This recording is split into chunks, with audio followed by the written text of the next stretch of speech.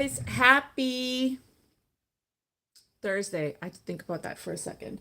Um, how's everyone doing today? Let me know in the comments. I'm gonna say a quick hi as I am also trying to make sure that I have my mic on. But yeah, let me know in the comments who's here so I can say hi. And we're gonna start in a short moment.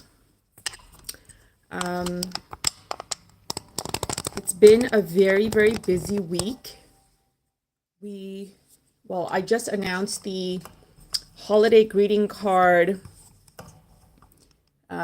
challenge that's going to be happening. We're starting on the 2nd of December, but of course it's going to be open till whenever. The reason it's starting on the 2nd and ends on the 6th because there's a giveaway attached to it. And of course, you all know I love my giveaways. So 3 lucky winners for this, and we're going to be painting 5 greeting cards. Very excited about it because I have some really fun things for you guys. So check it out. I will link it in the description if you're interested, and we'll go from there. Okay, so for today, if you remember from last week, we are going to be continuing to explore the real brush markers. And I did a live on Instagram yesterday with these, and we painted these cute little pumpkins. And I really liked how they worked. Like, these are supposed to be acrylic based, and it seemed like it was good for quick little pieces of paintings that you wanted to do, pieces of painting. Maybe a card, say you had a birthday coming up and you didn't have a card ready, or any sort of thing, any special occasion item really, or even if it's your 15 minutes of painting. So I'm going to continue using those today. What I will do is use the metallics, and we are going to explore doing, let me see if I can find it. Doing, where's the painting? So I had done flowers with the metallic set of real brush markers. So we're going to explore doing something like that, with the exception of making it a Christmas tree.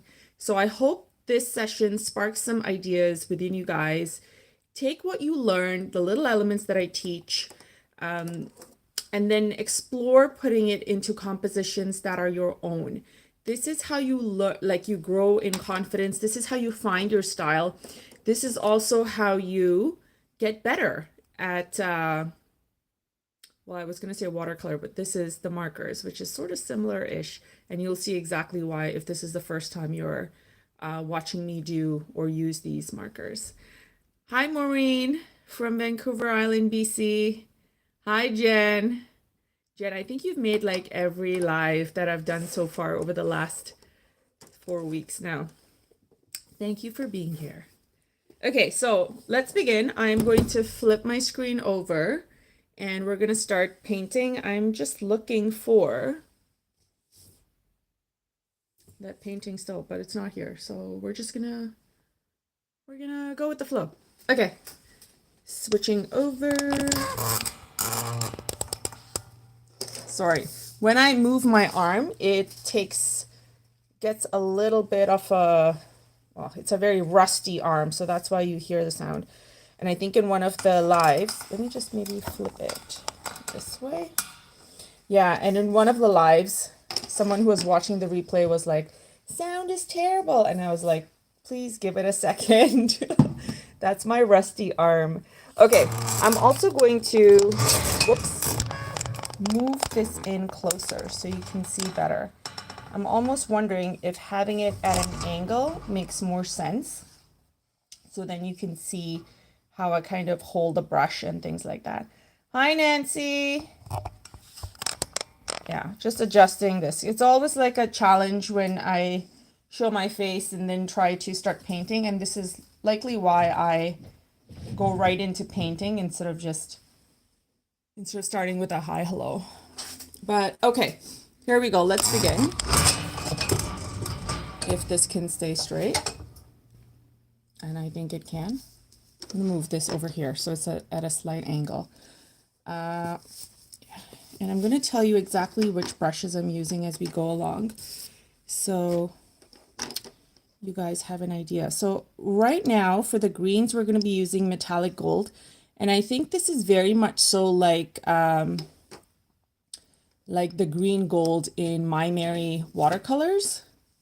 So it's like an olivey color. Then we've got red metallic gold.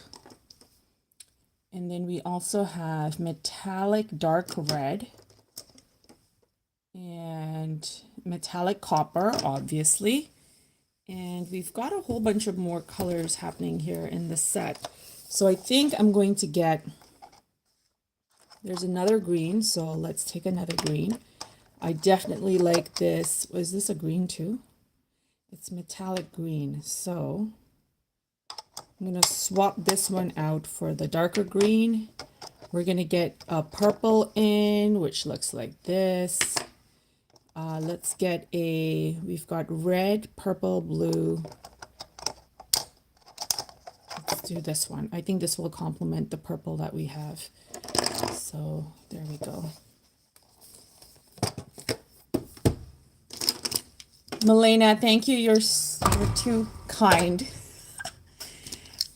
Okay, so let's begin. So I'm going to start off with doing a very basic sketch with a pencil. And the reason I'm doing a sketch is because we are doing a tree and I don't want one side to be longer than the other. And I'm just trying to see if I have a pencil here handy. I normally do. Here we go. Okay, so just a basic idea of where I'm going to be placing things. So it is literally just a triangle. And by the way, I'm using Baohong watercolor paper, so for those who are interested in knowing what I'm using. So just a basic triangle so I know exactly where to place things. And I'm also thinking of doing a nice little background wash. So because it's going to take a little bit of time to dry up, this video might be a little bit longer, but bear with me. I have a vision in mind and we're going to be testing it out over here in this video. So I've not done this before. So what I'm going to do is use this nice Princeton quill brush to dampen the area. So I just have water on my brush, and that's flecks of gold, which is not meant to be in this, by the way. Okay, and what I'm going to do is take this brush. It's called Praline, the color, and it's from the other set of colors. It's from the nude set of colors by My Mary. Sorry, not My Mary. Karen Brush Markers. And I'm dropping this in, trying to see if I can get that nice watercolor glow effect.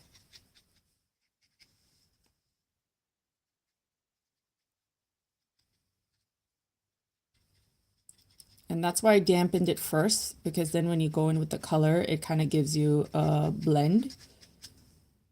And because it's blending, but not quite to what I had in mind, I'm going to go back in with the brush. And I'm going to help this color move around.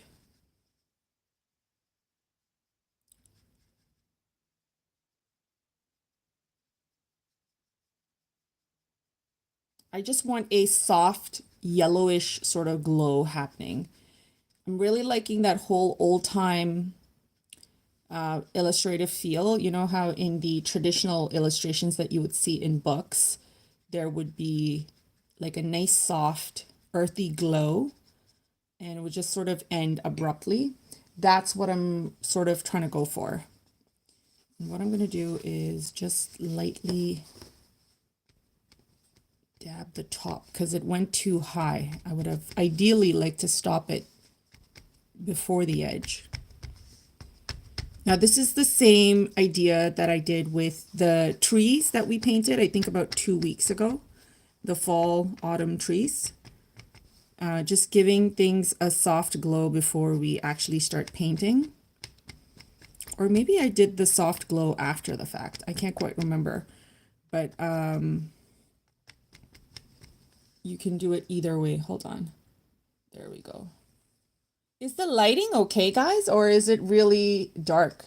Because if it is dark, I think I'll just shut the window and turn the lights on. Let me know. Hi, Graham Cracker. Let me know, guys, as we are waiting for this to dry up. So for those who have just joined in, we are using Karen brush markers, and we're going to be exploring doing a Christmas tree made entirely of flowers. No one's saying anything, so I'm assuming that y'all can see properly. Lighting looks fine. Okay, thanks, Jen. Okay, so we're gonna wait for this to dry up a bit more before we go in and start painting. But we've done a basic outline of a triangle. This is going to help us understand where to place our flowers to create that nice Christmas tree look. And I've just taken off most of the water to quicken the drying process, but it's a very light faded yellowish look. So I'm going to start with the metallic gold, which is, it looks very much so like a green. And we'll start off at the top, and I'm going to do nice little, should we do floral, like leaves? Yes. So we're going to start off with doing nice flowy leaves.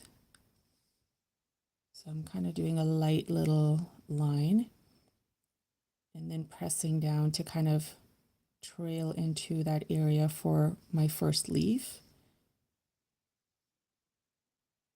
I'm going to do another one. This one I'm going to kind of flop this way.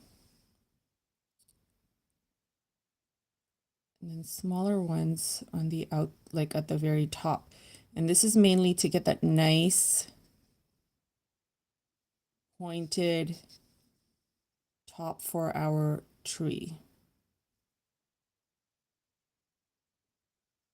Okay, so something like that. And I guess we can have these elements of leaves throughout the tree. So we're starting off there, so it gives us a nice tip. I'm going to do another small one there just to kind of take away the symmetry. Now I have a little bit of a bleed happening, but not too much. Okay, next thing we're going to do is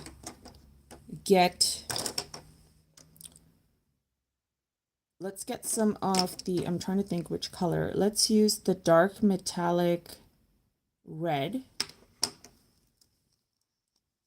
And we're going to start off with doing a flower. Now the flowers that I'm doing here are very similar to the flowers I've been doing with watercolor. And so the very, very basic beginner style. Great introduction to how watercolor works. So we're doing 3 dots, and then I'm taking the Princeton number 3, and we're moving this around to open up and create petals.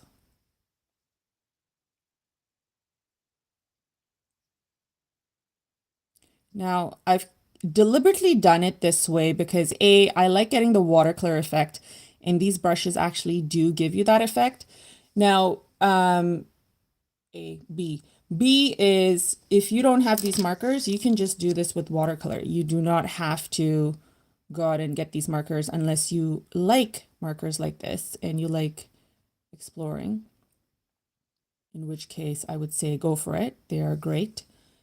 I just added a bit more to the center, so it gives me that nice darker effect. And then what I'm going to do is, instead of getting more color and creating another, let me move my water here so that there's no shadow. I'm going to take the color from here, and I'm going to create tinier little flowers on the side. And the reason I'm doing this is so that I can get a lighter version of this flower on the side. So we're building up on the bunches of flowers that are here. But we're also kind of switching out on the consistency so that it kind of goes from dark to light, and then we've got different variations. If you've got one straight variation, then I feel like it makes your painting look very flat. And so this is why we've done that. Now I can still see a little bit of that line from the green, but it's not too bad because the cluster of flowers that we have here kind of take over. So that's the hierarchy that we have going on there. Okay, so there we go. So this is the idea of how we're going to be filling out this whole area. Now, one thing to keep in mind is I always like to start small at the top and then you like gradually get bigger as you go down. This to me is a tad bit too big, but we had a lot of color. Like I did 3 dots, and when I spread it out, it just kind of like got really dark. So I had to make it larger. But I'm going to keep this in mind and have a little bit more control over how much I spread the color to just kind of give that whole small to big effort in mind. Okay, next color that I want to use, I'm going to use, actually, you know what? Let's place our greens in a couple more places and then we'll build on the flowers. So I think that would help give us a little bit more structure. So I'm going to get some happening over here. And all I'm doing is using the tip, pressing down, trailing off onto the tip, just to give us that nice flow and movement. I don't want to go too, I don't want to venture outside my little line that I've created for myself too much. Otherwise, it's going to lose that whole triangular effect that we're trying to keep for our tree here. So something like this is nice. I'm going to dip the tip of the brush in my water. And what I'm going to do is create a couple more of these elements over here at the bottom. So I'm kind of going zigzag. Can I even do one here actually? So let's start here. Starting with the tip, pressing down for that nice thick center, and then trailing off. Move that brush.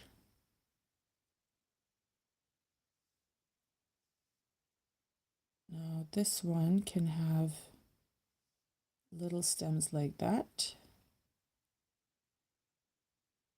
And so this is why I find these brushes make sense if you like watercolor, or just, I guess, painting of any kind really, because you don't really need to get much involved outside of just taking these colors out and painting. It's less work. You're probably even travel friendly. I'm gonna do some over here, as I mentioned. So it helps to kind of create your stems first and then drop in your leaves. So let's do a stem there. And you can even start your leaves from the tip, press down, and then trail off. That might be easier for some.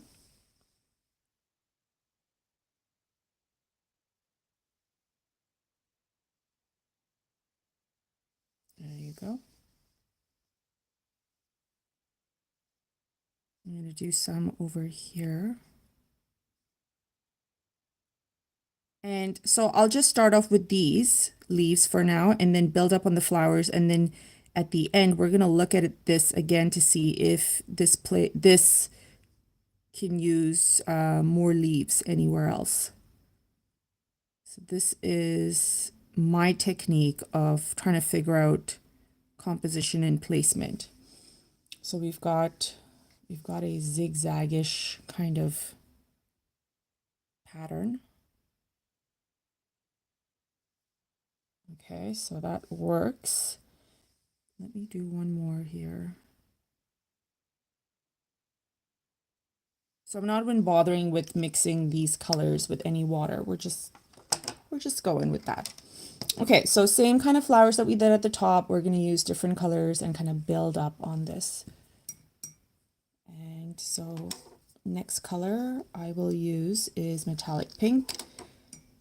And let's place this.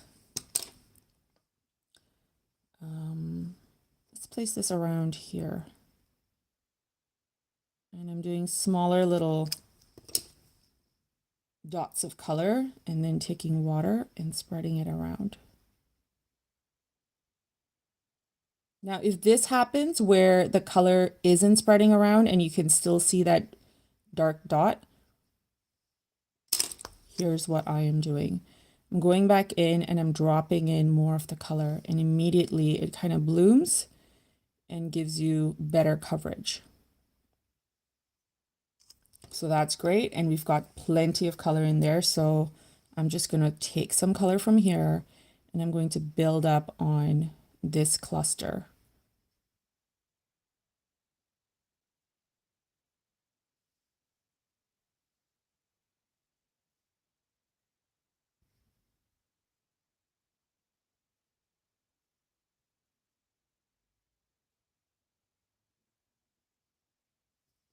And then just to intensify the center, we're going back in and dropping in more color. I just love watching the blooms happen. Okay, look how much color is in there. I got a little bit of a splatter happening. So I guess this is where we're placing our next flower. And this is what it means to go with the flow.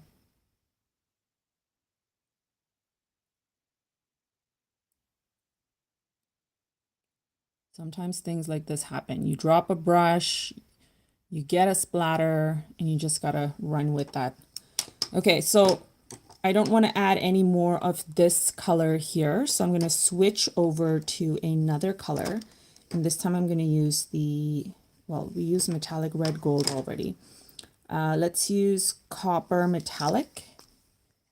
And I'm going to start here. And then using the brush with water, I'm pulling the color out. Now, I didn't fully wash this brush off, so I still have a little bit of that pink happening on here. So you can see some of that blending in, which is kind of like a nice element.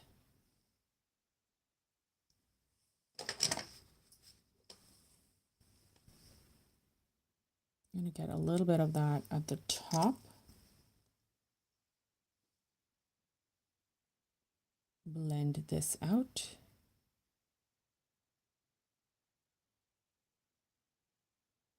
If I wasn't like describing what I'm doing to you guys, I would be zoned out and just maybe turn on some music and paint away till it's done.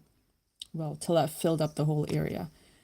And this is what it means to just relax and take your time, breathe, clear your mind.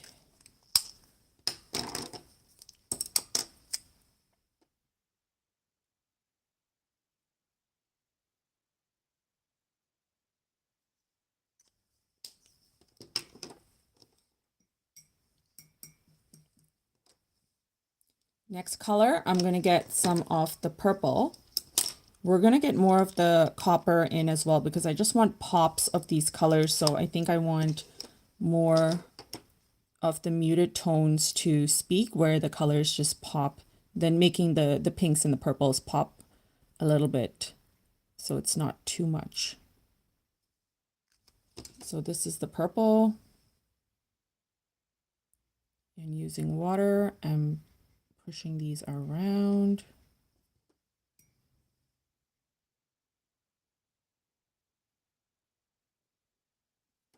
Getting that nice effect. The purple and the pink are similar-ish. I'm using the leftover color now to create more on the sides. Drop in more of your purple to get that nice intense look. Then that kind of makes it look like the more dominant flower, which is what we are aiming to do anyways. I'm going to do some purple over there just so I can cover up some of these open-ended leaves. And even in painting like this, having white space in between your petals is helpful. So try and keep that in mind as well. Okay, yeah, let's do a little bit over here.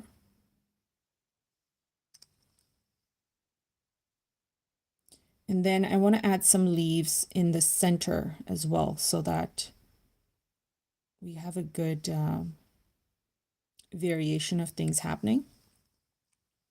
Otherwise, it's just going to look like they're on the outskirts, which to me is weird.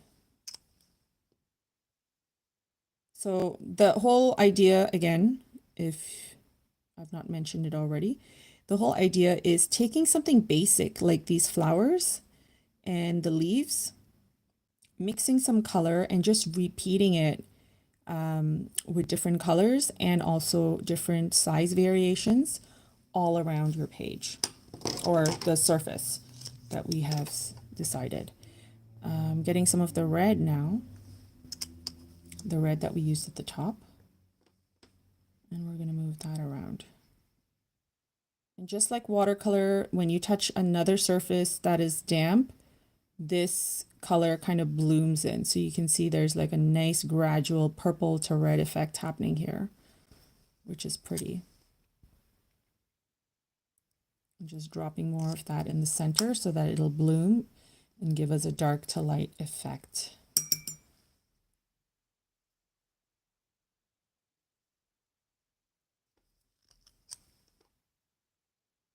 And as and wherever you feel like, oh, it's too dark, you want to drop in a little bit of color, trust your creative judgment and go with it. If you're doing this in watercolor, yeah, it works exactly the same way.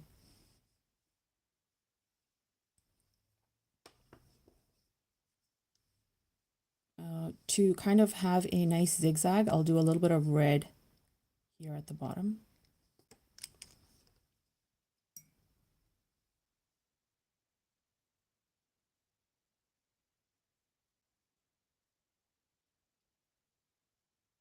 So I'm fluctuating between 3 petals, 4 petals.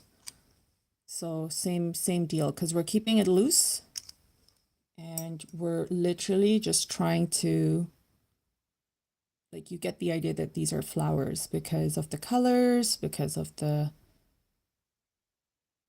petals, the shapes, all that good stuff. So that's what we want to do. Keeping it loose takes away the pressure from having to make something look exactly like a picture or what it looks like in reality. So we're kind of moving away from that and running with the whole, let's move some color around.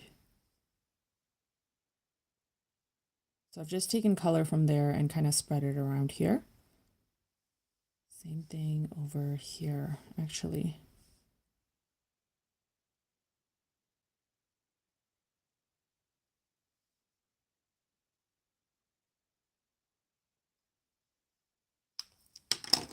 I'm going to get some of that pink happening over here.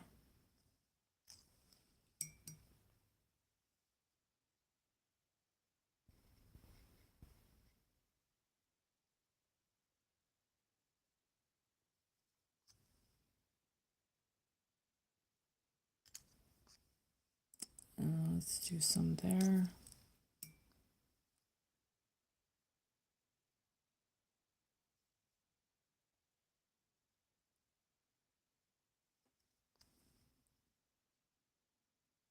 And just drop in the color. So now we've got like the pink there, here, we've got the red there, over here, here, purples in 2 areas. So it makes sense to maybe have a little bit of purple over here on this end. And then I think we can fill the rest up with the copper and a little bit of the leaves.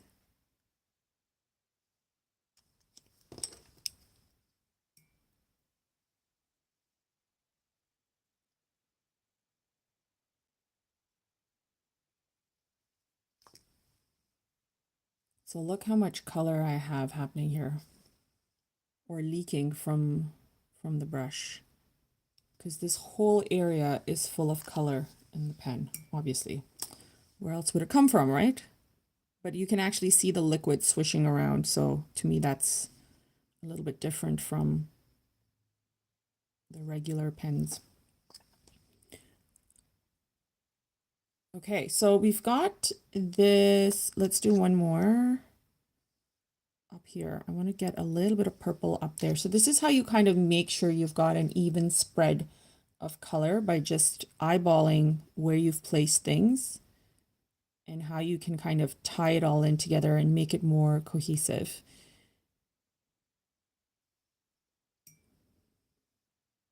Make it one unit.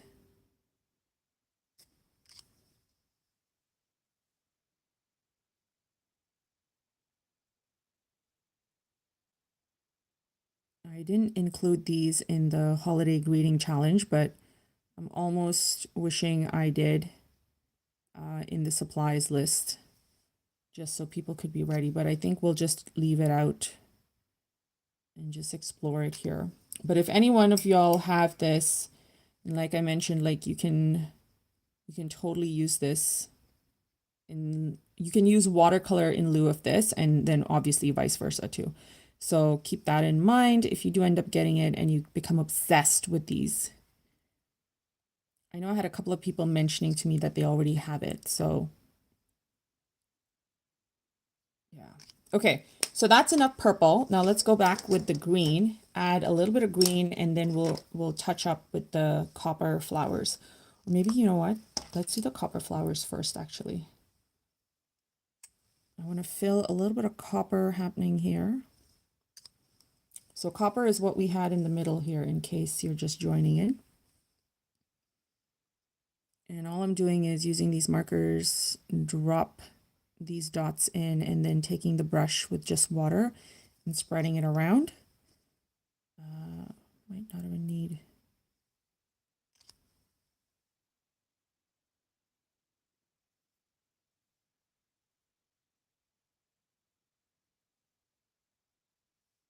There we go. And then again, eyeballing things to see where I can place it so that it ties it all in nicely.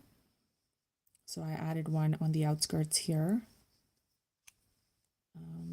Probably add one here. Very, very tiny, which is why my dots are super small here. And then I think one at the top as well. It just looks like the ideal spot.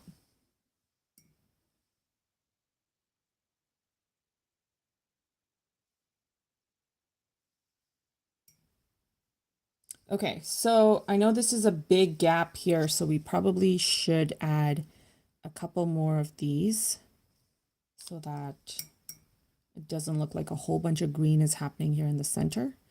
So that's what I'm going to do. Just adding a bit more. White space is your friend, so try to not close up every little nook and cranny you have.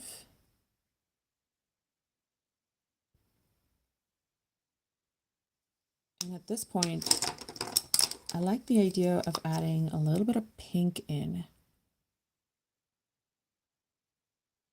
because some of the flowers can be darker.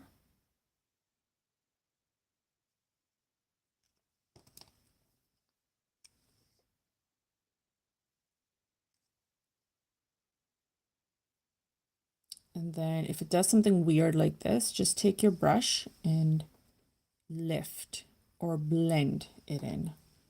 I am pushing it to the center and also half lifting.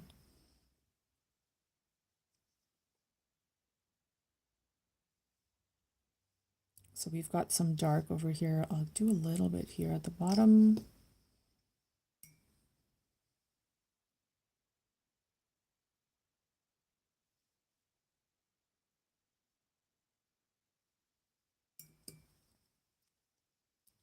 like this spot here.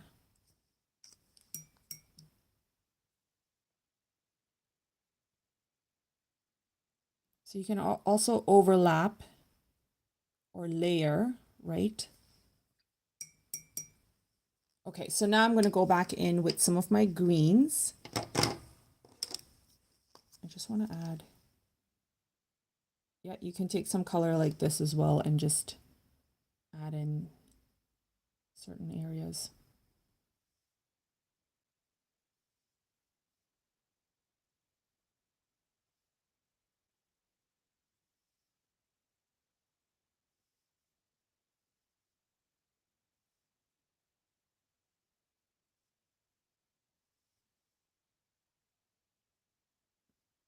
This area at the bottom here looked a little bit isolated or open, so I just wanted to have that nice base. Okay, back to the green. Now we do have this color as well, the metallic green, which is like the darker green. So I'm going to try and use some of this to add similar looking leaves.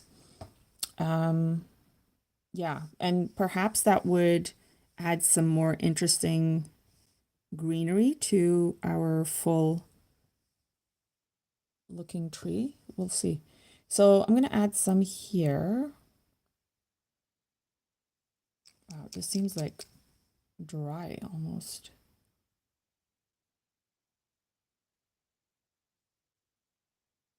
Bright. It's like a turquoisey green. Ooh, but I love it. So I'm just going to simply paint these almost like in a flower shape. So it'll be slightly different from these guys that are thin and long. And let's do one here.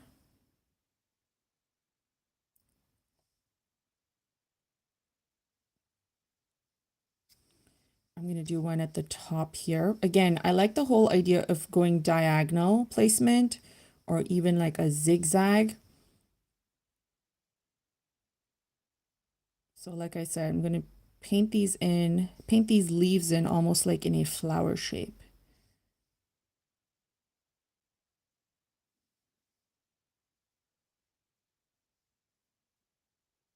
And we're not counting how many we do. How many ever fit in the circle that you paint? So we've got one there, one here, one here. I'll do one here. So I'm just starting on the tip, pressing down, trailing back off on the tip. Now this was awkward, so I kind of had to paint that in. But for the most part, you can absolutely start from the tip, press down, and then trail back off on the tip. So you've created your leaf in one swoop. The reason I'm doing it this way is because I'm recording and I cannot really, well, I could, but I'd rather just leave this straight instead of turning my page around, which you guys should absolutely do if you're trying this. Okay, so we've got 1, 2, 3, 4. Let's do a fifth one. And I'm going to make that one happen here at the bottom on a smaller scale.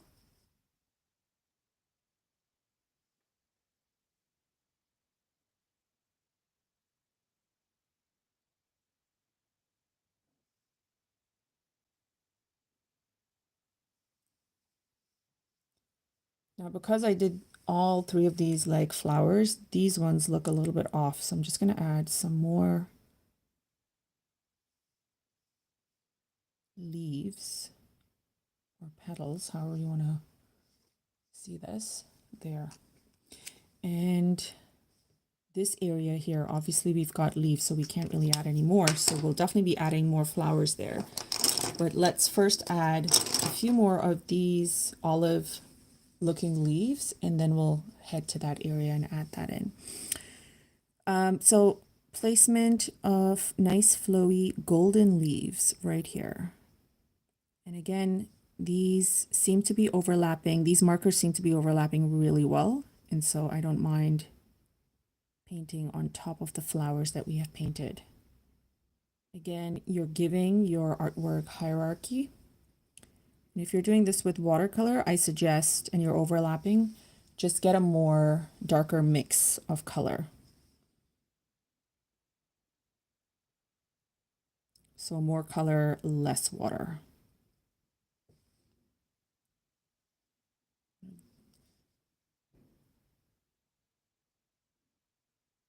So I'm placing these elements in between wherever I see fit.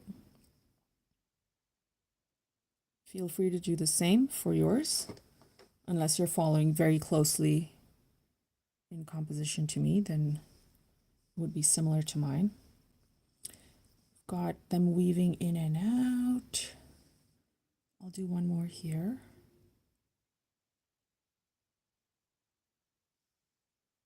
So I like the standalone ones that kind of just hang out. It feels like they're kind of flying in the air almost. So tempted to do one here, but I know that's just going to make it go out even more, which is what we don't want. So I will refrain from doing that. But I will add a little tiny one here, like that. One more there. And so we've got good enough variation. I don't think we really need any more of these. So let's move back to filling that area with some flowers. Now we've got red, we've got purple. I think it makes sense to add some of the copper. Is this the copper? No, this is metallic red gold. So I'm going to do the copper here.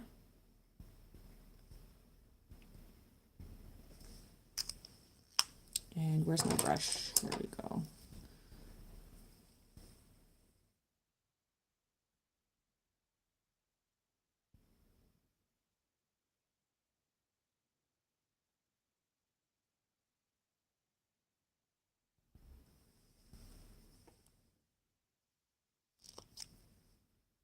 And dropping in more of that paint in the center.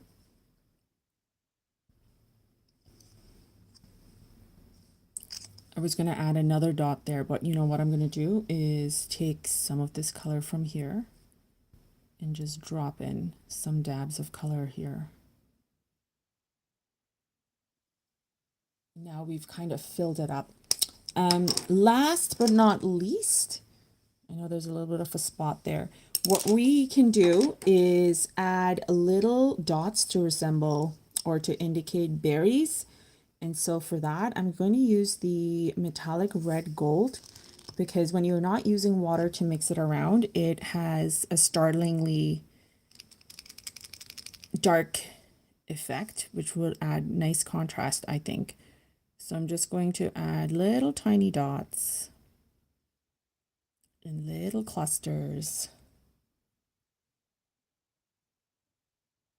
Place some on the outskirts, some on the inside. Right. You can do them in clusters of 3, or if you just want to do one as a standalone, or 5, it's entirely up to you. I will not be adding stems to these, so feel free to add stems to yours if you feel like it's going to enhance and give more movement. I'm going to keep this simple and just keep it at 3 dots and kind of add them sporadically all over.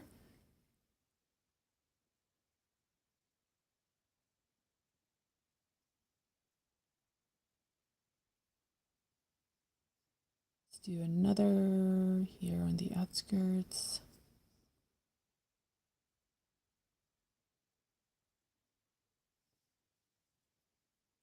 Now in between, like these have dried up looking like they're like fairly blended into one another. So you can always go back in with that was pink and add a little bit more detail if you want to, or if you like how natural the effect looks, just leave it.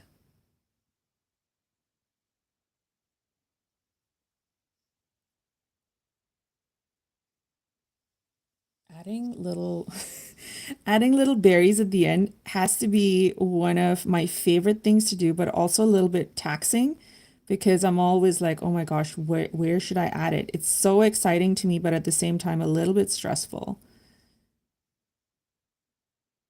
So then I go really silent and look at things or stare at things forever.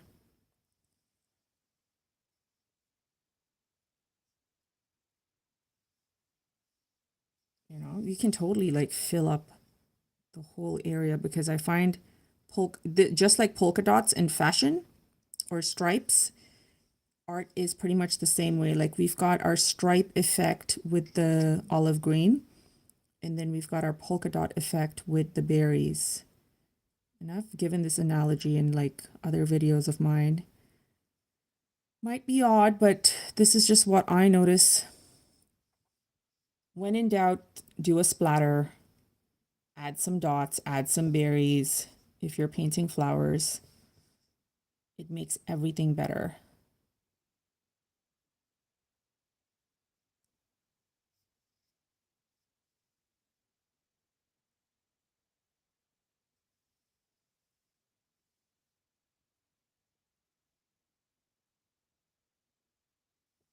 Yeah.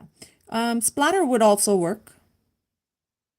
That would quicken up the process. So if you're someone who's not patient, I suggest a splatter for you.